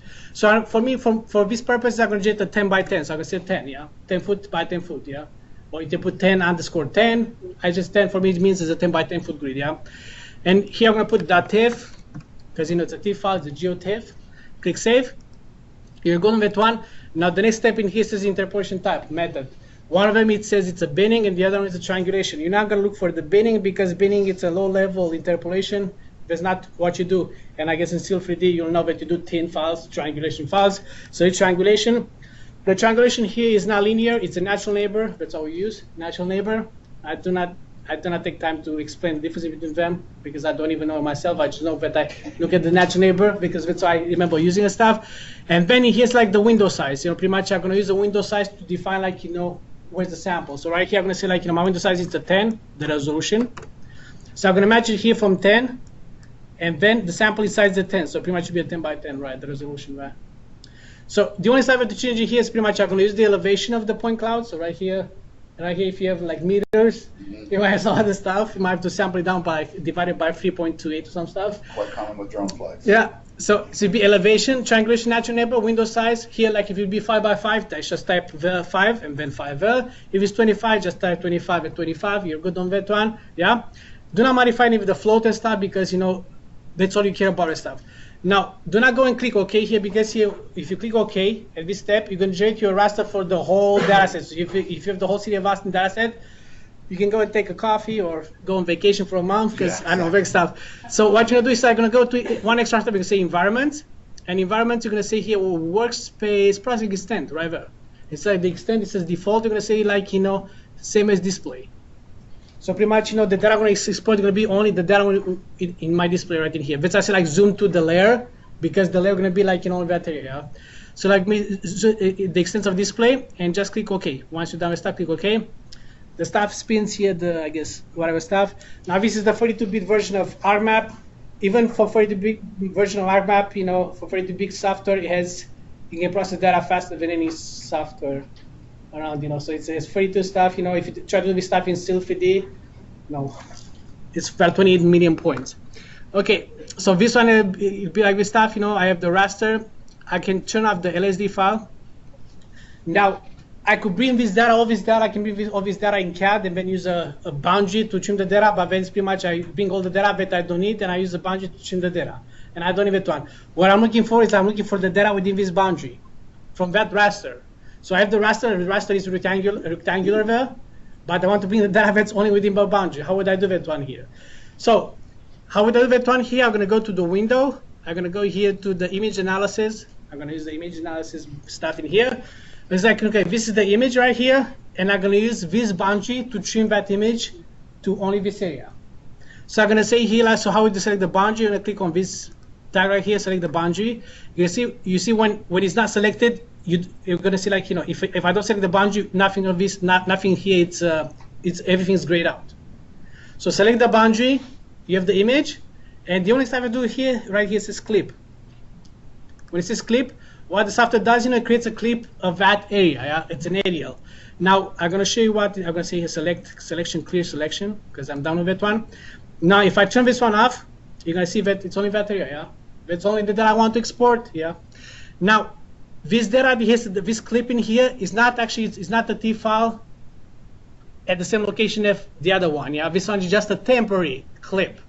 So what you have to do with this stuff here, you have to export it out. Otherwise, it's like, you're not going to, I mean, you'll find it because, when you open ArcMap, but it's not like a file that you can take, and, take somewhere else, yeah? So if you want to, if you want this area as a clip somewhere else, you have to export it to a TIFF and stuff, It's just a clip of the original data, yeah? It's just, it's in a way, it's like a query of this area, and it generates to a different raster. Now, I could say at this moment, I have, my raster. I export my raster. I could go in still 3D. Yes, I could do go because I have a raster, and I can create my surface. Yeah, I can go in still 3D, create the surface from the raster because I have my raster. It's a GeoTIFF raster, has elevation. Now, what happens with stuff like, I guess, I don't know if it's fixed web, or this had an issue with the XY at the first cell. It was an offset. So pretty much all the data was always offsetted for the DMs, because you can use this one as DM. So in order to satisfy both GeoPack users and AutoCAD users, because GeoPack cannot do the stuff, as AutoCAD, it's like, okay, we're going to take all this data all the way to the low level of XYZ file, because GeoPack or any other CAD software can read the XYZ file, yeah? So I'm going to take this one and generate an XYZ file. How would I go with that one? Because I have a raster. It's very tool for it. It's another process. So what I'm going to generate from this raster, I'm going to generate a shapefile of the points at the centroid of each cell. So right here, like, so we have a 10 by 10 foot cell, and at the center of that cell, we generate a point that's pretty much an average of the elevation for that cell. Yeah, that's how it works. Yeah. So how would I do that one? That one, you're gonna go in here. I'm gonna go to the catalog, and I'm gonna go to, let me see here, from raster, raster to point. Yeah. Say raster to point. Find your input raster. Your input raster should be like, the clip, not the other one, because we're going to export the whole stuff. I want just the clip. The field value, you don't have to change it. It's the value, because you're going to see, like, if I go to the raster developer, it's actually the elevation, pretty much, because it's a raster surface. You can ask you where you want to save it. Going to be, again, you can put it in the shapefile. I'm going to go one more up, shapefile. So this is going to be like me. You're going to be breaker, BVA, topo, and I'm going to put 10. And if you say save, it beats a shapefile. So you can generate, the same way, like from this, like from the LiDAR, you can generate maybe a raster for like a 25 by 25, do the same clip, export the data. So I'm gonna say click OK. You're good on that one. You wait for the software to do the magic. In the background, what happens, at the center of each of the points, at the center of each of the raster, it generates a point, Okay. Wait with me because it takes a while sometimes. There you go. Yeah. So if I go on this one, I'm gonna unclip this stuff. I'm gonna go here and open attribute table. You're gonna see that for this one, it's pretty much is the point, ID, and a grid code. That's the one you're looking for. That's the elevation at the center. Now this one, how would you bring it to an XYZ file? There's another tool, yeah? Pretty much is a workflow based related. So I'm gonna go in here and you're gonna switch from the conversion tools, you're gonna switch to spatial statistics tools. It's like a tongue twister there. Special, yeah. Okay, spatial statistics tools, expand that one, sometimes it takes longer, sometimes stuff, you're gonna find the utilities. And I use this stuff, you know, you could actually, you could do like, for example, you could do a geocode, XY for, you know, X and Y for each of the points. But by using this one, what it does, you know, in the background, the software, for each of the points, you're going to do XY, yeah, by export. So in duplicate export feature attribute to ASCII, select the input feature class for me to be like this one, yeah. Now here, like, remember what was the field for the elevation? It was the grid code. That was the elevation field. And here, like, you know, what's the delimiter? The delimiter for us, it would be like, depends what, you know, if you, how you select from me, it's a comma, XYZ. And here, the output ASCII file, I'm going to say, like, you know, I'm going to place it in my project folder GIS. I'm going to put it here, DM. And I'm going to call it here, it's going to be breaker. It's going to be VA, topo, 10, CSV. Yeah, or text, it's up to you, like that stuff. You know, for me, it's a CSV file. And I just click OK. The stuff happens in the background. The file is exported, and like a CSV file, you know, is generated for that area. Sometimes it's faster, sometimes it's slower. I don't know how many points we have this one. Okay. There you go, it's exported. And if I go back to my DEM folder in here, I'm gonna find it, you know, it's right there, it's a CSV file. Now, don't let this one trick you, you know, because it's like, oh, 4 megabytes. 4 megabytes is a lot of data in a text format. Yeah, if I open this stuff here, if I open it, you're gonna see that it opens by default. It opens with Excel because CSV files, you know, they can be open in Excel. It's easy, or you can use it Notepad++ or something, any other stuff. You're gonna have, you know, the file, and you're gonna see for the file. If I look at the file, let me see it fast. Processing. But make sure that after you look at the file, you close the file, because, you know, if you bring in AutoCAD, you know, not let you read the file if it's open. So it's X, Y, Z, yeah. Separated stuff. Yeah, that's beauty about it. So now I'm gonna go back to my software in here. I'm gonna go back to where? CLFD. And it's like, okay, I'm gonna build a surface. You know, I have a template for surfaces, you know, that has, you know, the specific parser for it, you know, and I'm gonna go in here, find, you know, my project via topo. This one is my base file for surfaces. Okay. And you can see there's some stuff in here we have here for our templates. If it comes from LiDAR, it's specific to say. But I'm going to delete this data. I guess if I have so much stuff opened. Come on. At the last meeting I had, Wait was like, Ramesh, it's like, you know, it's like, oh, you have so many open. It's like, you know, yeah.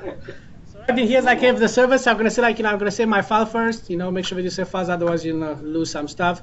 And I'm going to I'm going to use that one as a sample and put like VA, because, you know, this is my VA topo. There you go, I'm done on that one. Now this one, right now, it's an empty file. I create a surface.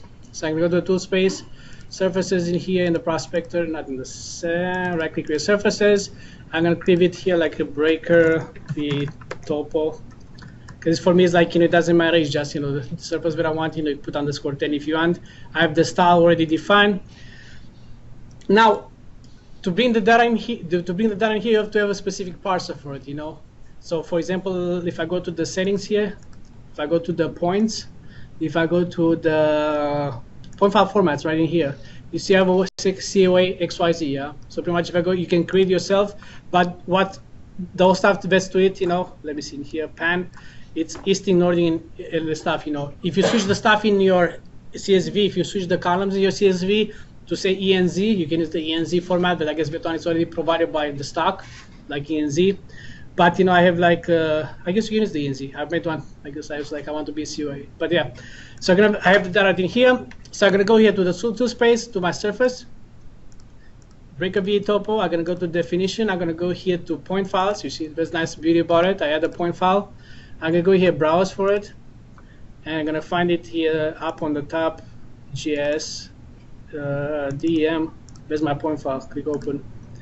Now you can see, like, you know, when it loads it, it says like, you know, it's this one. No, it's this one. make sure that this one is unchecked, yeah? You don't want to do any elevation adjustments. The stuff, just click OK.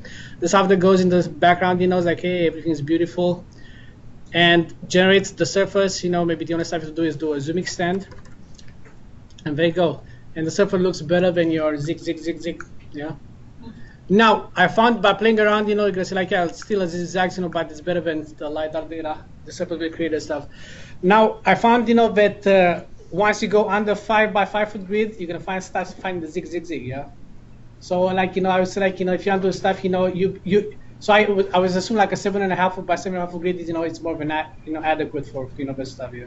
Sometimes I go to 5, you know, sometimes, you know, stuff, you know, but this one should take care of that one. And then if you bring, you know, the other stuff, let's say, if I want to bring, you know, this surface, like for, if I want to be my beautiful model in InfraWorks. InfraWorks relies in grid. We don't design in surface, you know, because all the data is like aerial is grid, other data sound is grid, you know. So it's like I have to bring the data from InfraWorks, you know, and I want to merge I want to make a merge surface of the two of them, yeah. So I will do this one here. I'm going to go to the tool space. Let me see if I find it in here. If I have the surface. Say working folder, I'm going to send my working folder to my data reference folder in here because I have the surface from the survey already. Let me see, come on. Somewhere in the background.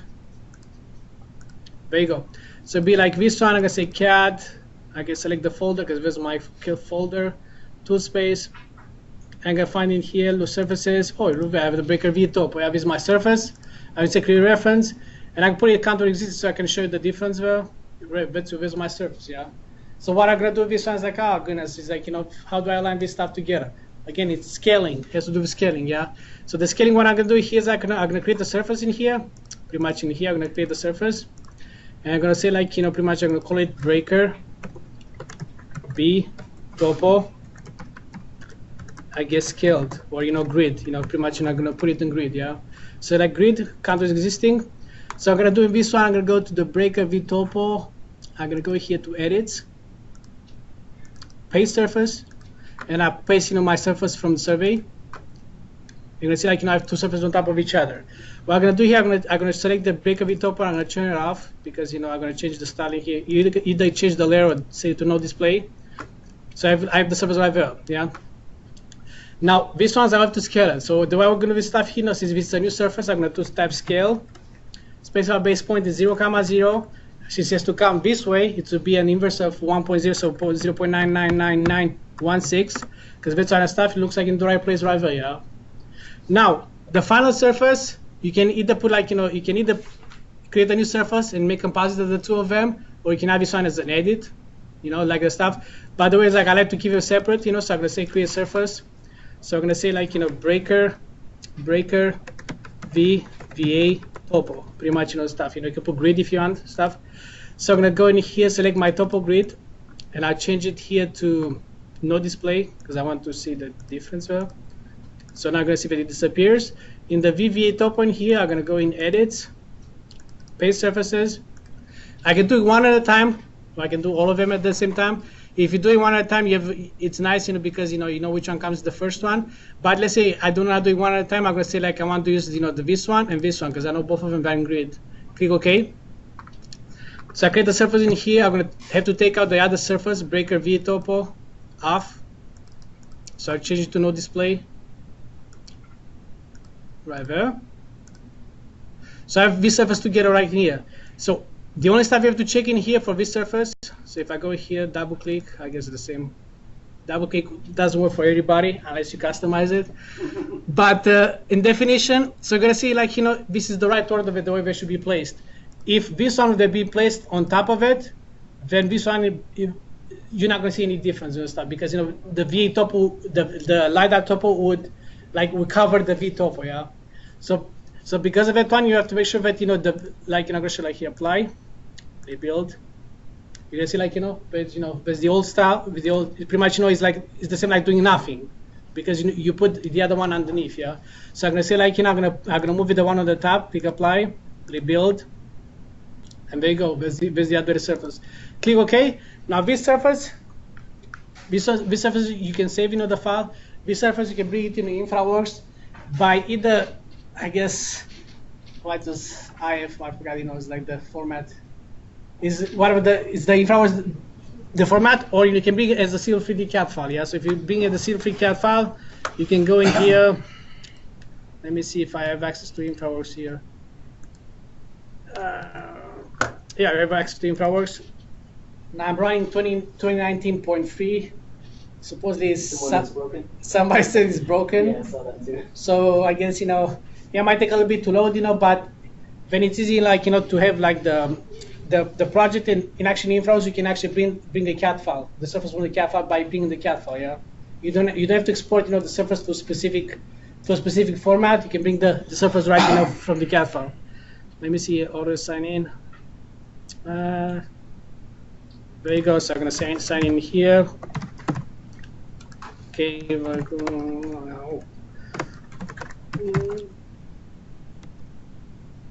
okay.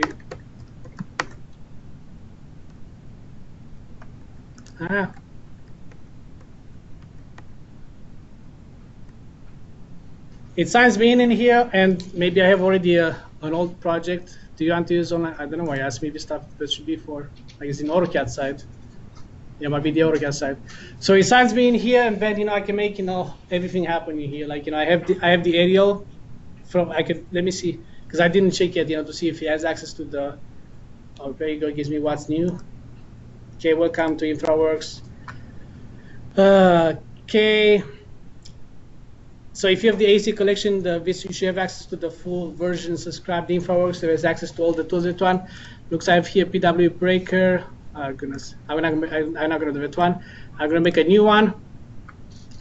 Let me see here. I'm gonna put it in work local.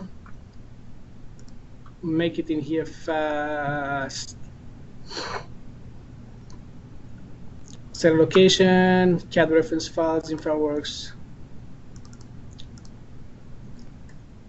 Demo. There you go.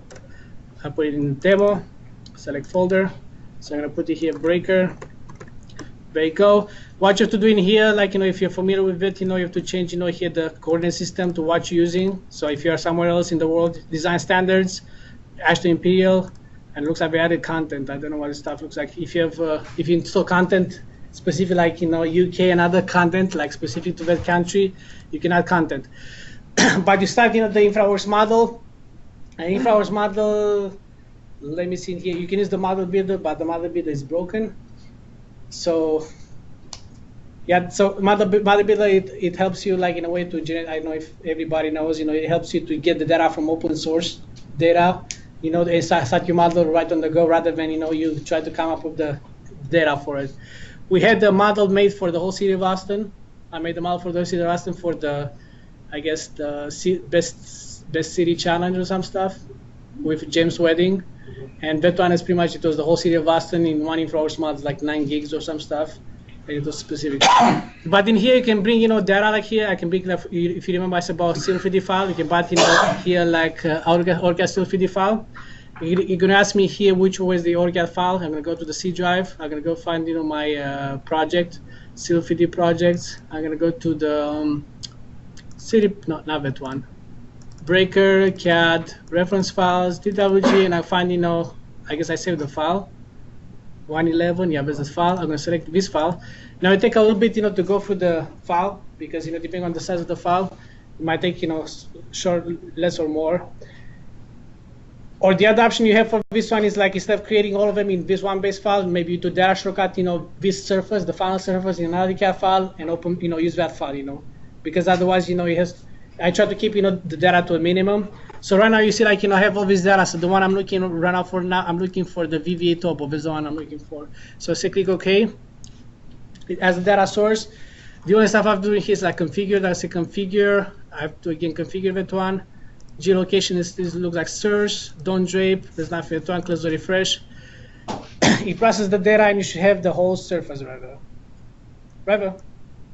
So now you're good on this stuff, just opening, the aerial. I might be able to let's see if I add ArcGIS data source. You see, remember the Autodesk connector for ArcGIS? That let me see here. I don't know what happens there. Looks like it's still thinking.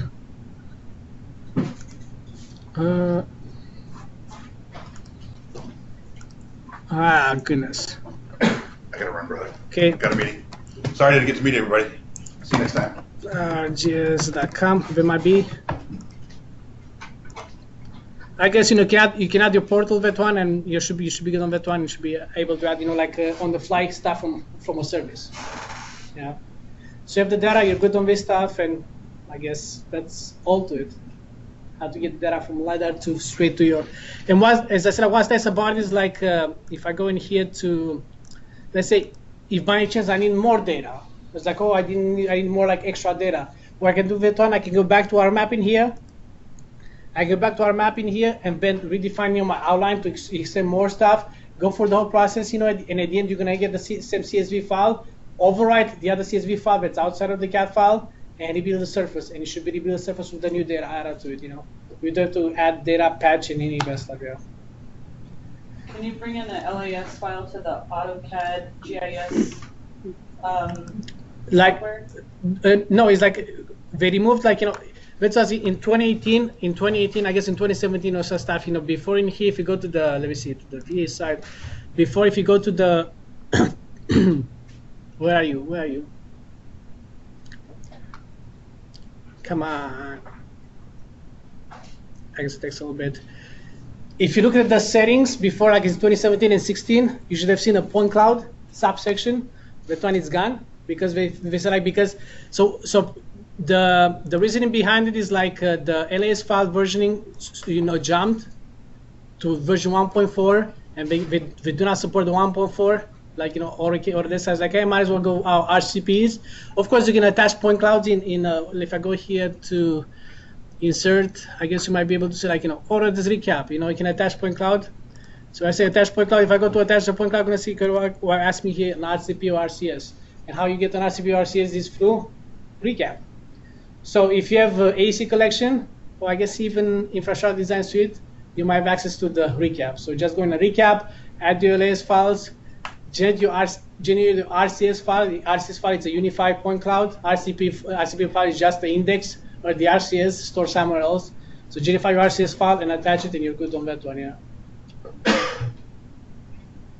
Good on that. Okay. Any questions there? Or anything maybe we should try to touch for the future? Oh, I have one other question. Mm-hmm. When you went into the where you pulled that aerial from through AutoCAD ArcGIS, and it had the aerial, does it also have topo? No, it right now is limited. I guess right now it's limited to like raster services. It's not raster service. I mean, you don't have any topo. I mean, you can bring the. It's more or less like it's just in the same way as the WMS. Like the WMS, it symbolizes the data, it gives it to you, but you cannot do anything with it. You cannot, let's say, extract data or stuff. It just feel like this is the data. Yeah. Now, if you want to connect, like if you want, that's why I'm trying to look at this stuff. Maybe something for me to look down in the future. But you can FD connect, from map to your SD connection and do like live editing on that one. Only that, is like we didn't have as much success with stuff because it's like, yeah, you can access vector data, you cannot access raster data for the FDO connection. So it's a bit a mix of, it's a mix of both of them, how you get the data. But I guess Autodesk and ESRI are working together, so through the ArcGIS Online to give you access to all the data. So hopefully something down the line going to come up and look better. So I don't know. But until then, I guess it's maybe something that it's actually right now here that we can use. So for us, like the LiDAR, it was the workflow for LiDAR, it was a big, let's push for productivity because it's like I don't want to deal with millions of points. I just want sample on this stuff, And I told them, like I told the guys from Autodesk, like why give me the whole point cloud and I have to simplify I just want a grid. That's all I want out of it. I sample it because the sample is pretty good. And then if you have like any break lines and stuff, you have the break lines, you have the samples, you're done. You have the model. Now, of course, it's like if you have the classified point cloud, you might think about like, for example, let's say you might think about using the InfraWorks to attach the point cloud for RCP or RCS, and then use the automatic features like InfraWorks.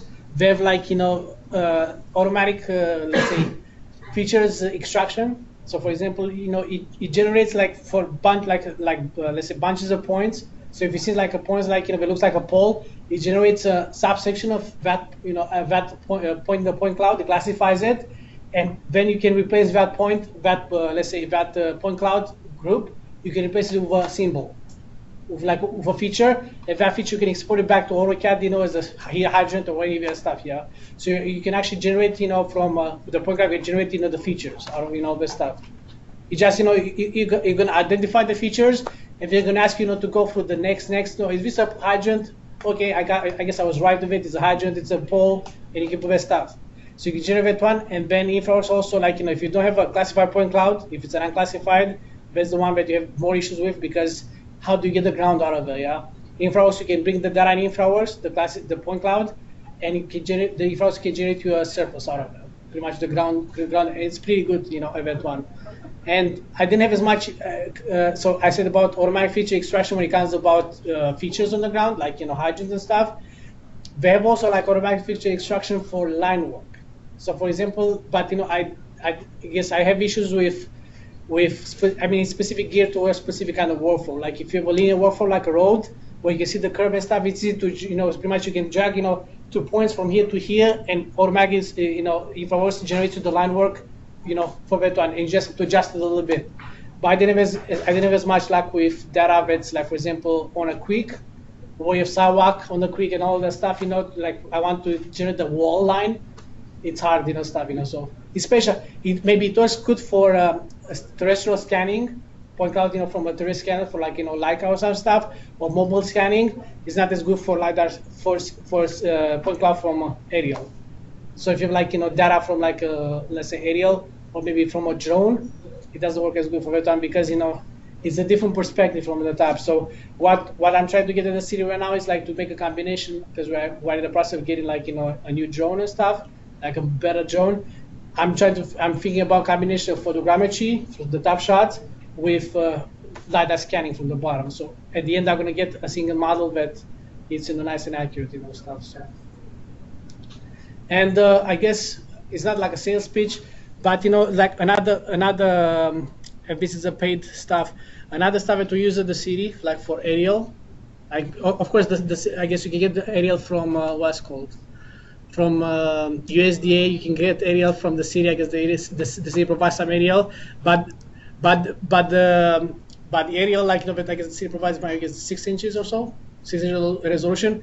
Another option to the aerial stuff, that we use at the city, and it's not a sales pitch. We use it and stuff, we bought, the stuff.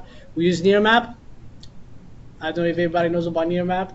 But Nearmap, what do they do? It's high resolution aerial imagery, and they fly the city. They fly the Austin area like 4 times a year. So if you think about like how much stuff changes in a year. It flies the area. Let me see here. I'm gonna show you like a little bit of the difference. It flies it like 4 times a year, and the resolution goes to 1.5 inches area resolution. So what's nice about us, like I can select let me sign in here. I'm gonna show you.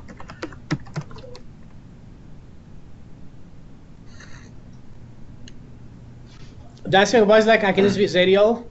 And I can put like like in a present, like in a what's called like infraworks. I can use this as a like a drape aerial, and it's very nice and accurate. And I'm gonna show you like just like the difference that it makes, because you can actually count the plants on the ground. Of course, if you fly a drone and stuff, you can get your auto rectified aerial from the drone, and you might get maybe like half an inch. Let me see in here. It might take a little bit, and I should be done with this one. There you go. Looks like I have the city of Austin here, so I can actually zoom in this area right in here. It looks like the last time we flew is January 29th, the last time we flew is January 20th, 2019. So I have access to, let's say, to this area right in here. It might take a little bit to stream because I'm using lots of resources. But once the area loads, you can see like that's a different. So you can go, and it has the whole stuff. You can go for the historical image in here, and you can go in here to tools. For example, you can view like side by side, like how the stuff is modified like a split view. You can like stuff, I want to see the aerial from, January versus the aerial from a different date. Like, like say maybe this one. And you take the stuff in here and you can move it and see like, what changed, That's about it, yeah. Of course, you can do stuff in, I guess, in ESRI and stuff. There's some stuff, like in ESRI and stuff. But otherwise, if I do say enable, so this is January 2017. I'm gonna go to 19th. So actually, I can do lots of stuff in here. So I can see like, very Can you clear. extract this data from the site? Why is that investors like, this is only auto-rectified aerial imagery. And I remember like, they're trying to sell us, as a contract. They try to sell us, let me see here, maybe on YouTube. YouTube, maybe like near map 3D. Okay, let me see if this is the one. Because they actually, they fly. Okay. So what these guys they did, they fly the city. They have like like some Leica cameras, like they fly like 12,000 feet up in the air, and from the same aerial they give it the ortho rectify the the 1-inch resolution, like the free 1.5-inch resolution, and also they also generated the mesh. So you can see like all this data. This is a 3D mesh of the whole city of Austin. So they use our city as a marketing tool. It's like, hey, it's like, looks like, all this stuff. So you can look here, the flyover is for, I guess it's like, Barton Springs. And this one is a whole lot better than, let's say, than Google Street. The Google Street, they do like a combination of, 45 degrees and also like the street view. But even that stuff, like the draping doesn't look as good as this stuff, So let's say if I think about this stuff, like when I make an infraworks model, lots of people complain about like oh, that facade looks like, it doesn't look like Austin. It's like, what's this stuff? It looks like some kid played there. You could actually like this the way I look at stuff, you can actually extract maybe a mesh of this stuff for your location and put that mesh and then just put your design on top of it. Show the distance. It looks like the quality of the data there. So it's like, it's like pretty much you can build your 3D model out of this stuff. Nice. Of course, the city of Austin, we have like, I guess we have like some SketchUp models of the whole building and stuff. And we can use this stuff to generate, and we did that one for the, let me see if I find it in here. YouTube, I can look for the best city, what it was, the challenge, city challenge, smart city challenge. So if I go in here, YouTube,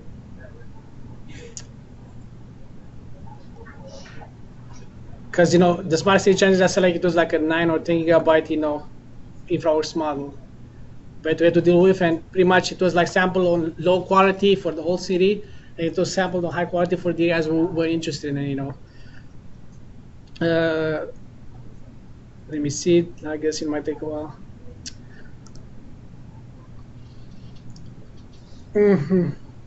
I guess if it loads, it loads. Otherwise, I guess if anybody has questions or stuff. So I guess for us, maybe for the next meeting, what we want to focus on, or what do we think like we should focus on. So be something that we can talk now, or we can talk on, I guess, Discord. Yeah, does everybody know about the Discord channel?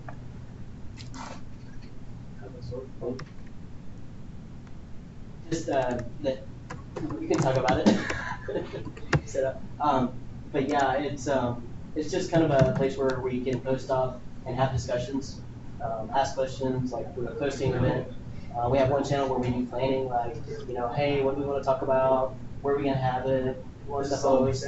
That kind of thing. I'm sorry. On LinkedIn? No, it's on Discord. It's a separate app. It's like a chat app. Okay. It's a gaming chat app, but we don't talk gaming on it. We talk that stuff. But on the LinkedIn group, there is a posting for it. Okay. And we'll post it again. Yeah, it has been posted on there, but I'll post it again with the link. But that's where we're doing most of our discussion now. So this is the tips, whatever. So this is the smart city challenge with the stuff. I was looking there. I don't know if it loads and stuff. It might take a while. Yeah, we lost to Columbus. So yeah, this was like a partnership, like for the infrared model, it was a partnership in between the City of Austin and Parson Beacon WSP. So, but that's like you see, like from far away, it looks nice because it's like you use a low quality. As soon as you get closer, in detail, you're gonna see like Revit models and stuff. This data here looks like it's placed in 3ds Max.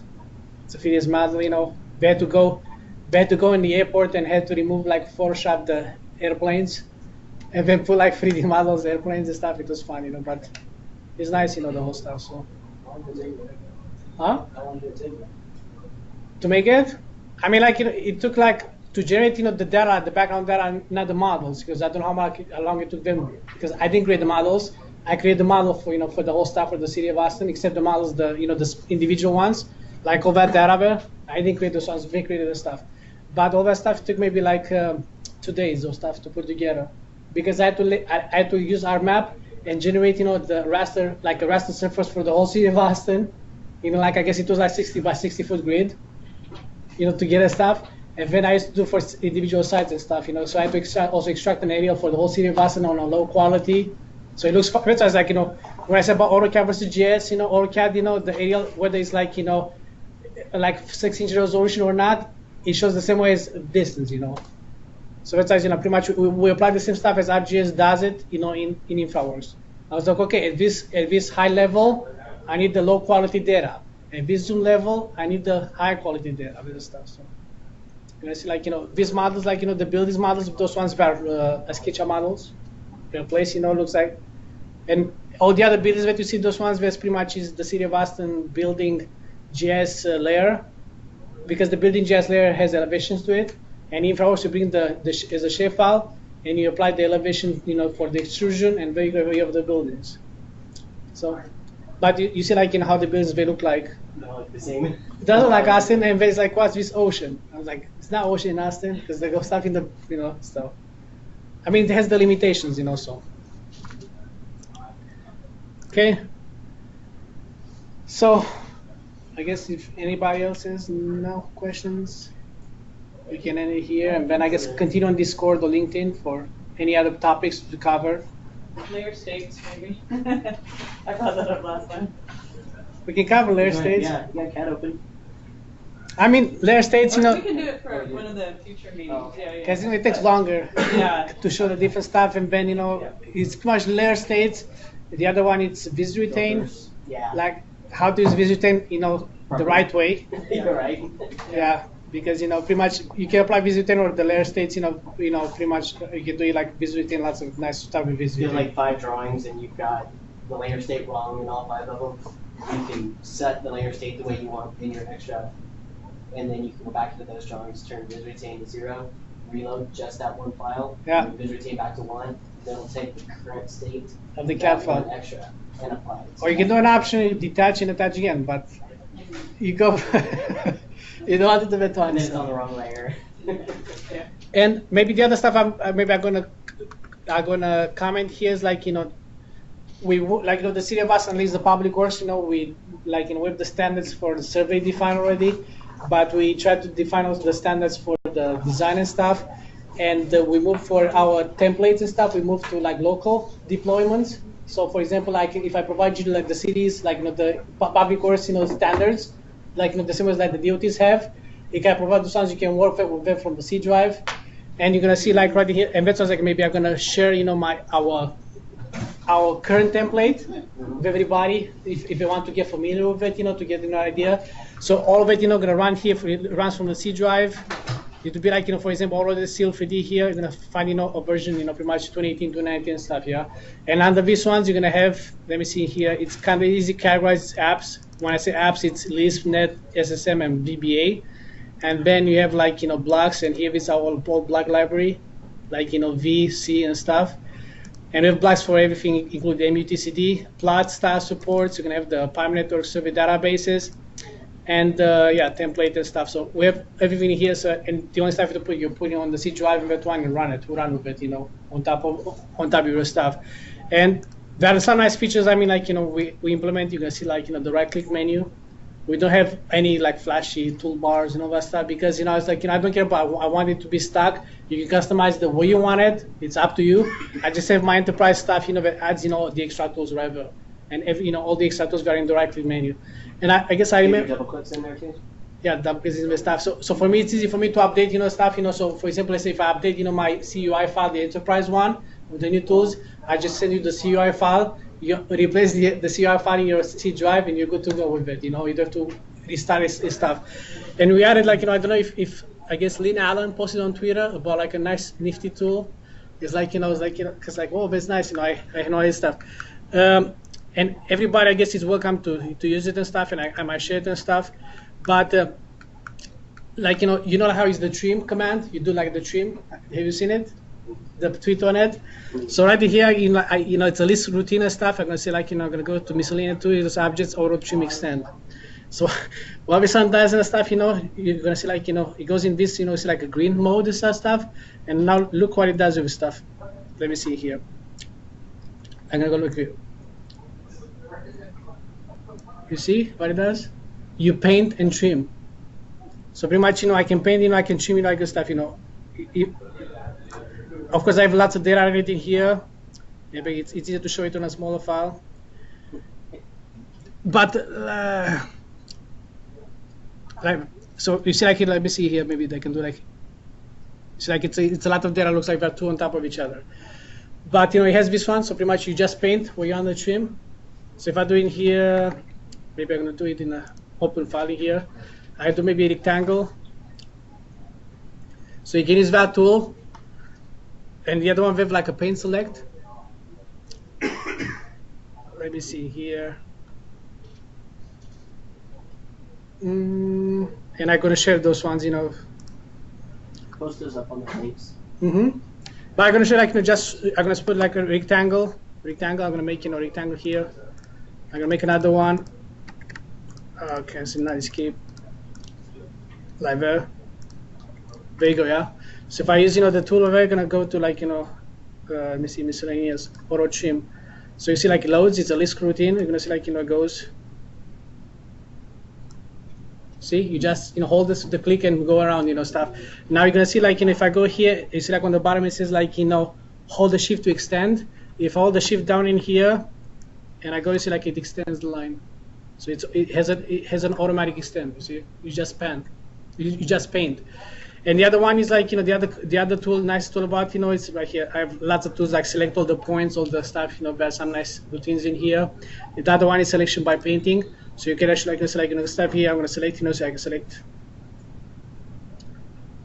and then just click enter. And the data that you painted on, but selected. Yeah, this is nice. That Lynn is no, this one ArcGIS should have this stuff because we saw it in SolidWorks. Stuff job site.